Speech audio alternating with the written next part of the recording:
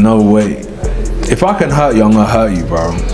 And if you, no, I'm not gonna say, but if you hit me once, I'm gonna hit you twice. That's just the game we're in.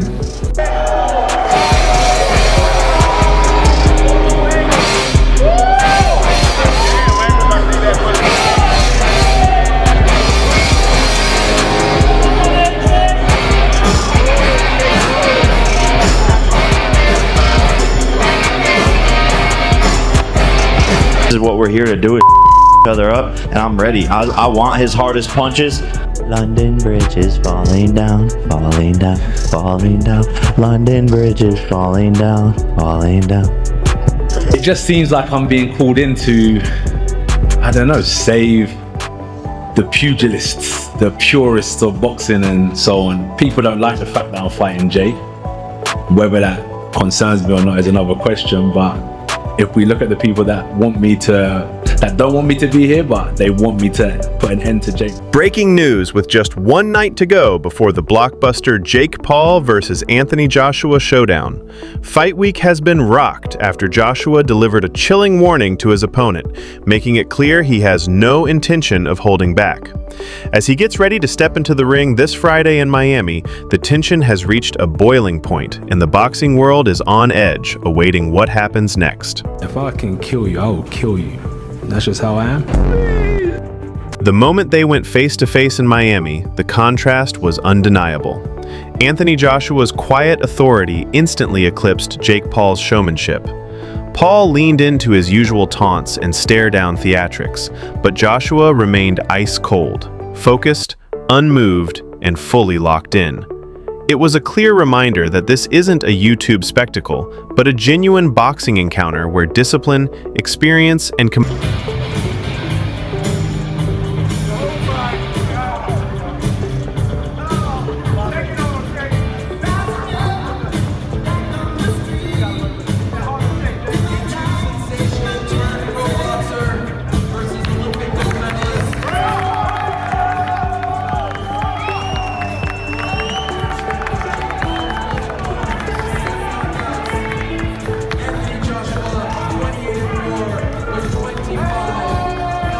Anthony Joshua, weighing in at 284 pounds with 25 wins on his record, has made his intentions unmistakably clear.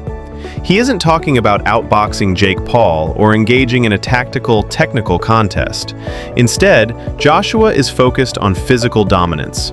When he speaks about breaking the body and the face, he's describing control and authority in the ring. He stresses that this mindset isn't fueled by emotion, but by mentality. The mentality of a true fighter who understands himself and what he's capable of. Joshua points to years of experience, enduring pain and strict discipline, sounding like someone who has fully accepted the brutal realities of the sport and is completely ready for the challenge. Yeah, if I'm gonna be honest, I'm gonna break his face, I'm gonna break his body up, I'm gonna stomp all over him. That's my mentality, right? That's a fighter's mentality. I know what's in my heart. Tyson Fury claims that Joshua is old, desperate, and speaking this way only to sell the fight, openly mocking the situation in an attempt to undermine his credibility. But Fury's comments come across as more emotional than thoughtful. In contrast, Joshua's words sound measured and deliberate. While Fury dismisses it as pure promotion, that take overlooks the gravity in Joshua's tone. This doesn't feel like marketing hype. It feels like frustration backed by intent, something Fury may be underestimating as he brushes it off as noise. He's a little bit long in the tooth to be talking shite like that. He's 37-year-old at the end of his career, fighting a YouTuber, a Disney Channel guy, who Tommy B. And now he's talking about killing him and all that to try and sell. Please, barking up the wrong tree, idiot. Here's a fun fact. If I ever come across you, bum, I'm knocking you dead spark out. I ain't a YouTuber or a man half your size. I am him, the man. You're a classless loser coming off a 15 months knockout defeat to a... Anthony Joshua has made it clear that Tyson Fury's opinion means nothing to him. He labels Fury a hater and immediately redirects attention back to the fight itself. When the topic of legacy comes up, Joshua dismisses it outright. That response reveals a fighter who's no longer seeking validation or protecting an image. Instead, he's locked in on the immediate task ahead. This kind of mindset usually emerges when a boxer has stripped everything back to the fundamentals, ready to act, not to justify or explain. Tyson don't need to worry about my opinion. He needs to focus on himself. Tyson's a hater. Do you care about the opinions going into this fight? The fact that people are talking about tarnishing your legacy? Lawrence Aioli has revealed that Jake Paul struggled with intensity during sparring, explaining that it wasn't a single punch that caused problems, but sustained pressure. That detail matters. It suggests Paul can be overwhelmed when a genuine fighter stays on him without giving space. Even though Aioli says Jake has improved, the admission that he was hurt lingers. When this is linked to Joshua's promise to break both body and face, the risk becomes clearer. Joshua doesn't rely on one big moment. He applies constant pressure, the very thing that could expose the same weakness again. Carl Froch echoes that concern, saying Anthony Joshua is treating this fight as serious business, not a novelty act. He points to phrases like "no mercy" and "easy work" as signs of confidence built on real experience. Froch makes it clear that Jake Paul has no true footing at heavyweight and sees the matchup as completely one-sided. When a former world champion speaks this calmly, it reinforces the idea that Joshua isn't taking a gamble. He's expecting control, exposure, and dominance to be the outcome. And Anthony Joshua said, Jake or anyone can get this work, no mercy. I took some time out, I'm coming back with a mega show. It's a big opportunity for me, whether you like it or not. I'm here to do massive numbers, have big fights and break every record whilst keeping cool, calm and collected. So chill in it. I mean, come on, he's jumping in with fake Paul, who has no experience, no fights and no world ranking at heavyweight. Carl Froch is pointing out the physical reality of this fight. He is saying Jake Paul has never faced a real heavyweight and already lost to someone smaller by repeating that Tommy Fury is not even British level. Froch is underlining how wide the gap is. This puts Joshua's earlier death warning into context. It is not arrogance. It is confidence built on size, power, and experience. The mismatch Froch describes makes the threat feel more believable. Punching heavyweight, and fake Paul's never been in with a heavyweight. Like I said earlier, he lost to Tommy Fury, a cruiserweight. He lost to him. Tommy Fury's not even British level, so you can't chuck fake Paul in with Anthony Joshua and take it. Anthony Joshua says this fight represents a larger personal test for him. He speaks about growth, pushing his limits, and finding new motivation, which shows he isn't drifting or chasing attention. Instead, he's intentionally placing himself in challenging situations. When a fighter talks about development rather than the opponent, it reveals an inward focus. That mindset explains why Joshua's warnings come across as calm and controlled. He believes he's still evolving, and in that process, Jake Paul is simply another obstacle to overcome. I have, and I want to see how far I can take myself. I know what it takes, I know what this game's about, and I'm going to push myself beyond the limits where I've been before, hence why I found myself in Dallas, because I'm trying to find an environment that can stimulate me, motivate me, and push me onto higher heights. Eddie Hearn has stated that Jake Paul is average and remains unproven, regardless of the hype surrounding him.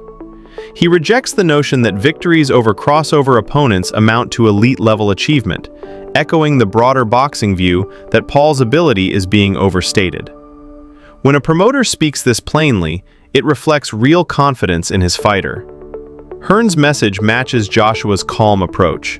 There's no anxiety, just dismissal, reinforcing the sense that Joshua believes this fight is firmly within his control. It's not true. I just beat a 5-time world champion. UFC. You don't even know. You don't know my ability though. That's true. That's true. You don't. I don't know where you might go.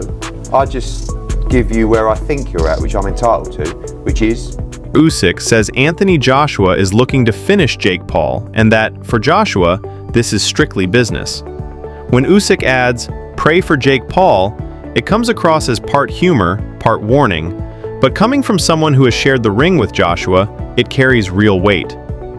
Usyk understands Joshua's power and mentality better than most. His words tie directly into Joshua's earlier threats, and this isn't hype from the outside. It's recognition from someone who knows exactly what Anthony Joshua is capable of. It's business. more money. Only this. So we need to pray for Jake Paul. Yes. I will pray Jake Paul because I want fight with Jake Paul and. Dora believes this fight should be straightforward for Anthony Joshua. He suggests Joshua won't take unnecessary risks, instead choosing to assert his power and control from start to finish.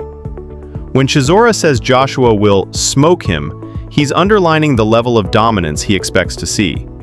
These comments reflect how insiders view Joshua as operating on an entirely different level from Jake Paul in terms of skill, strength, and ring intelligence. Calling it easy highlights the clear gap between a seasoned heavyweight and a YouTuber stepping into unfamiliar territory, perfectly matching Joshua's own talk of a decisive, easy fight for him. And I think this should be laid to rest, because I don't think AJ's gonna go in and try and pat. AJ's gonna smoke him. Abel Sanchez says the matchup carries almost no risk for Anthony Joshua while offering significant upside. He points to Jake Paul's past losses, including to Tommy Fury, as evidence that Paul hasn't faced truly meaningful challenges or progressed into a serious contender. This strengthens the view that Joshua's dominance is the most likely outcome, and that the fight leans more towards spectacle than genuine competition. Coming from a respected trainer and analyst, Sanchez's assessment adds credibility to Joshua's warnings. When insiders label a fight as extremely low risk, it reinforces the belief that Joshua can carry out his game plan with total control and authority. Very little risk, extremely little risk, and a big reward. I mean, why would you not take it? But as a fight fan, I thought it was a farce. Tommy Fury beat Jake Paul. It may not be, it may be a little while back, but still, he hasn't improved that much, and he hasn't been fighting anybody that's posed a problem for him.